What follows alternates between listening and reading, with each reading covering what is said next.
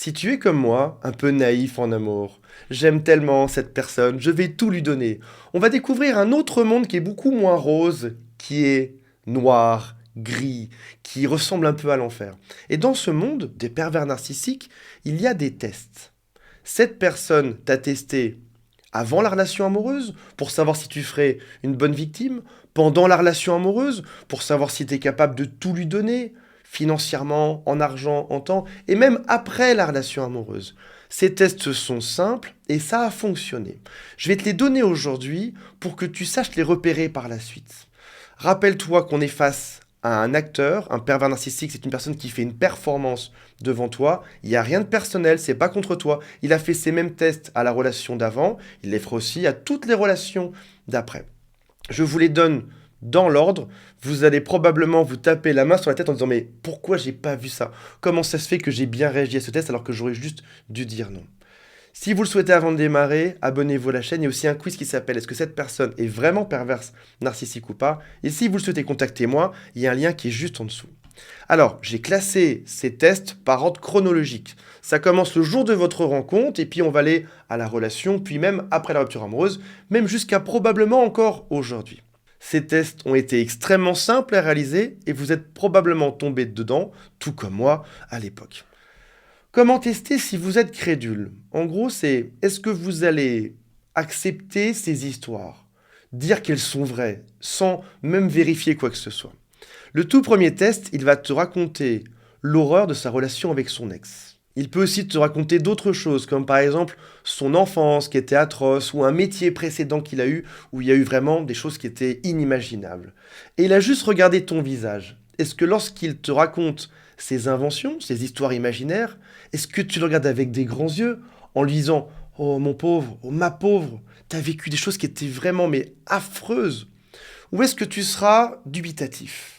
Si tu as un côté un peu naïf en amour, tout comme moi encore une fois, vraiment je ne juge personne, tu vas dire «Oh mince, c'est vraiment affreux». Et en plus, ça va déclencher chez toi une forme d'instinct maternel pour prendre soin de lui, ou même paternel. Maintenant, tu es entre de bonnes mains, tu es avec moi, je vais te protéger pour que ça n'arrive plus jamais, parce que moi, je suis différent de ce que tu as vécu. Qu'on se mette bien d'accord, tu es en train de lui promettre que toi, tu seras différent de l'histoire imaginaire qu'il t'a racontée. Autre type de test, le jour où tu l'as rencontré, c'est arriver à détecter si tu es capable de résoudre seul des problèmes ou si tu as besoin de quelqu'un. Alors, qu'on se mette d'accord, on a tous des problèmes sur Terre, on a tous des choses compliquées, des choses beaucoup plus simples. Mais certains sont indépendants là-dedans. Certains arrivent à résoudre ces problèmes seuls, n'ont pas spécialement besoin d'autres. Et d'autres, malheureusement, ont besoin de quelqu'un. Et peut-être que pendant ce premier rendez-vous, si tu as succombé directement à son charme, si tu regardes avec des grands yeux, si tu lui as confié que toi aussi c'était compliqué, il va comprendre à ce moment-là qu'il est nécessaire dans ta vie. À ce premier rendez-vous, il va aussi détecter si tu mets l'autre en premier dans ta vie ou pas. Ce sont des choses toutes simples. Peut-être que les premiers jours, tu étais dans une soirée chez toi avec des amis, et donc c'est toi qui es invité pour que les autres se sentent heureux. Ou peut-être qu'au restaurant, tu lui as ouvert la porte, ou tu as choisi le restaurant que lui voulait, ou tu as payé l'addition. Quelles que soient les choses que tu as faites, il a estimé ta capacité à donner à l'autre. Dans le même ordre d'idées, il va détecter si tu es facile à voler. Est-ce que tu as payé? Est-ce que tu l'as raccompagné? Quelles sont toutes les choses que tu as fait et que tu étais prête à lui donner dès le premier rendez-vous? On arrive maintenant à la relation. T'as craqué pour cette personne, vous êtes ensemble, et parfois, par amour, j'ai envie de te dire que ces tests-là, on les voit pas forcément arriver. On pourrait même me dire que ces tests sont quasiment normaux. Sauf que, attends la suite. Il va tester, pendant la relation, ta tolérance à la douleur, ce qui pourrait être aussi une forme de dépendance affective. Est-ce que tu es dépendant de lui? Est-ce que même s'il te fait souffrir, tu vas rester? Et il va y avoir quelque chose dont tout le monde se rappelle, ce qui s'appelle le premier drame.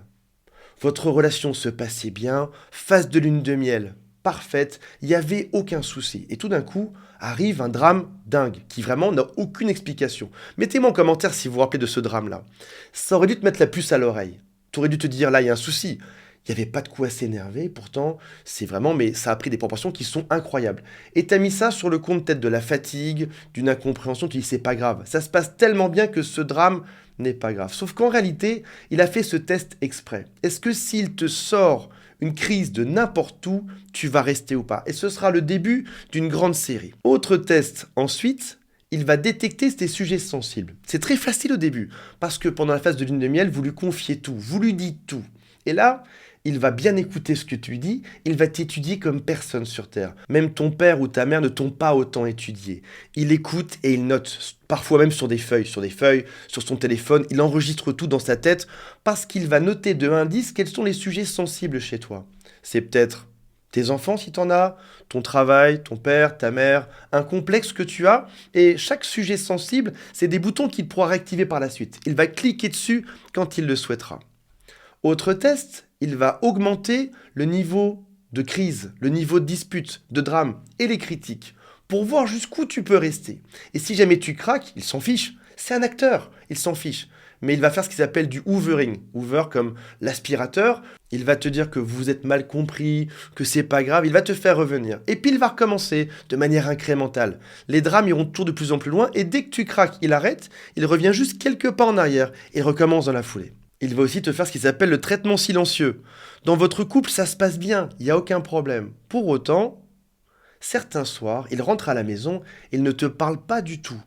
Il fait comme s'il était occupé, il soupire, c'est comme si tu étais un objet dans la pièce, comme si tu étais, je sais pas, une casquette ou un verre d'eau, il s'en fiche totalement de toi. Dans ce test-là, il faut voir si tu supportes ça ou pas. Est-ce que tu dis rien? Et même encore pire, est-ce que tu vas penser que c'est de sa faute? Alors que lui, en bon acteur, est juste en train d'inventer quelque chose. Il peut aussi draguer devant toi, dans les pires cas qui sont très classiques aussi. Par exemple, à la Saint-Valentin, il peut draguer la serveuse ou le serveur juste devant toi, ou alors rappeler un ex. Autre test, il va te menacer de rompre si tu n'écoutes pas ce qu'il te dit de faire.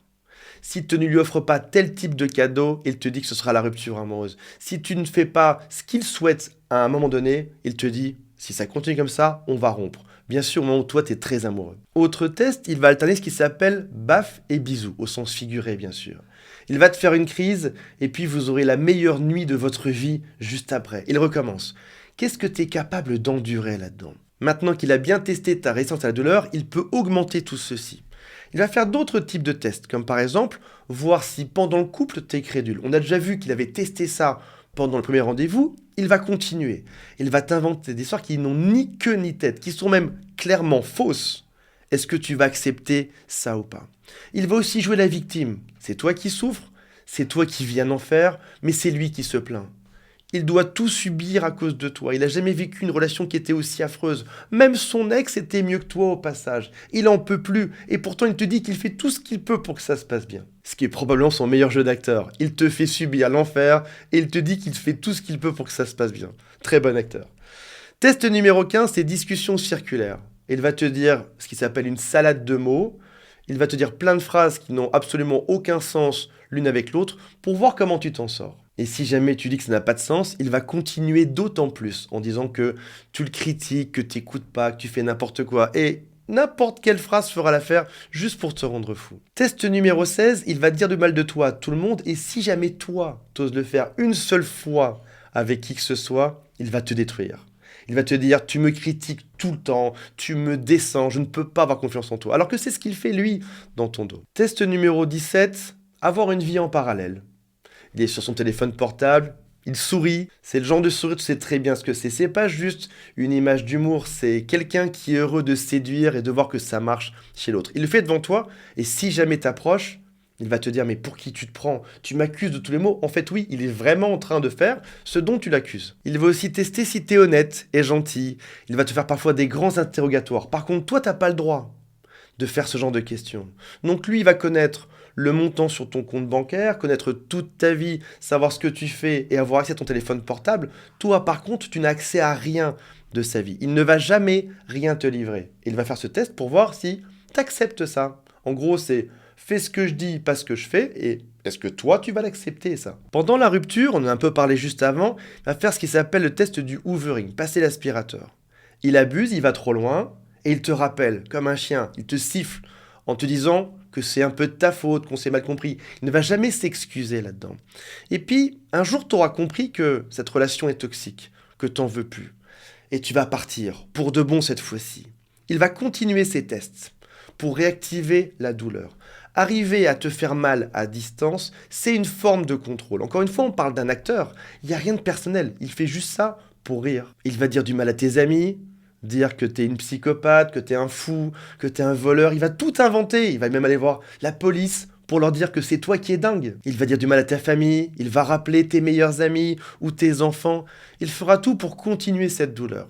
Dans tous les cas, ne réponds à rien, rappelle-toi que tu as affaire à un acteur qui t'a testé pendant tout ce temps-là. Le jour où tu arrêtes les tests, le jour où tu arrêtes de répondre, ça signifie qu'il n'a plus aucun contrôle sur toi. Voilà mes amis, j'espère que ça vous a intéressé, on se retrouve prochainement. Salut à tous, bye.